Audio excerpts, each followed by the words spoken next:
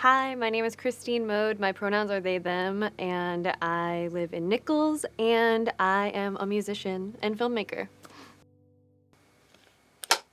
I got the idea when I was finishing the vocals for the track Google University, and the chorus talks about going to the moon. And so we set the music video in 1969, and I really decided to use the music video to dig deeper into what my lyrics mean, and it really messes with reality.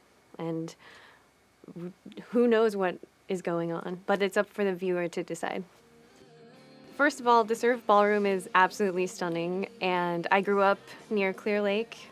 Once the Surf Ballroom was nailed down, it just went from there.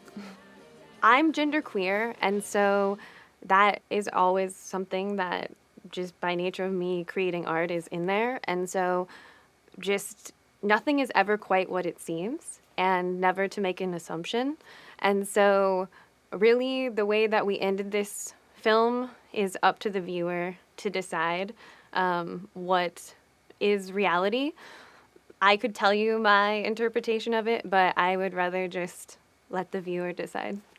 With all of my music videos, I've always hired like a filmmaker to help me make them come to life. I definitely have a lot of the ideas with the story and ideas for shots, but like any of the lighting or the camera, that is definitely not my wheelhouse. And with this film, I worked with Freddie Bong of FE Studios in Cedar Rapids, and so he ended up hiring a crew. So it was the first music video I ever filmed that had a crew of like 3 camera people working, which really made it like flow a lot better. But there's just so much that I learned through working with Fred about film that I had no idea, and the final product of the music video goes to show just the beauty of that. And so yeah, this music video changed how I'll work going forward on my creative projects.